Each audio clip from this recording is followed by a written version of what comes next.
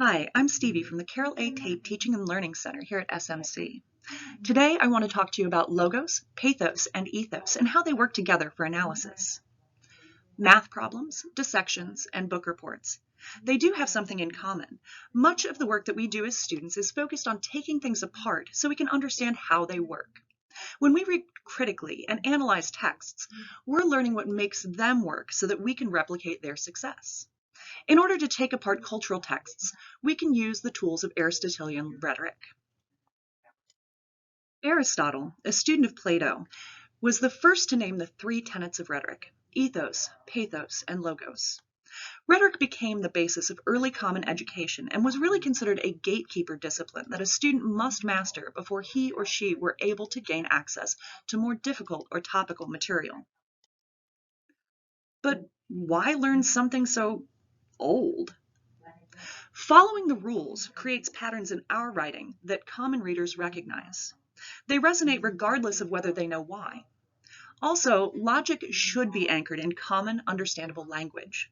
Reason is what makes ideas marketable and accessible to our audiences. Logos is the proof or logic of an argument. Logos is both about structure and organization. For example, on the right is a movie poster for Avengers Infinity War. As critical viewers, we can consider the organization of elements on the page, the emphasis, and the way our eyes move through the image. We can also think about our poster as an example of a specific type of thing or genre. So we can question, how is it the same as other posters in the category, or how is it different? We can think about what defines this poster as a blockbuster movie poster. What elements unify it with other Avengers posters?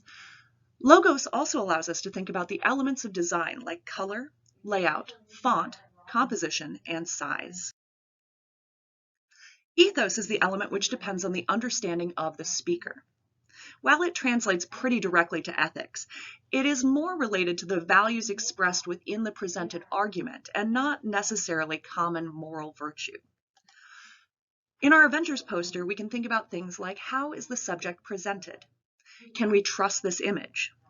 How does it display its authority, credibility, or trustworthiness? For example, here we can see the Marvel Studios logo and the Avengers logo in multiple places. This is particularly important when we're considering advertising and consumer goods because the creator is generally trying to persuade the audience. Finally, pathos. Pathos is the element which appeals directly to the audience. For example, in our Avengers poster, how well does the creator know the specific audience for this type of movie? Who are they? What does the poster do to connect with that audience? How does the poster meet audience expectation? We can also consider the emotional tone of the image. I hope this resource gave you insight to start your rhetorical analysis essay.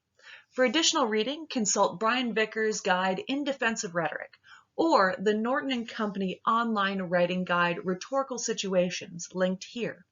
Scan the QR code to make an appointment through Penji with a writing consultant.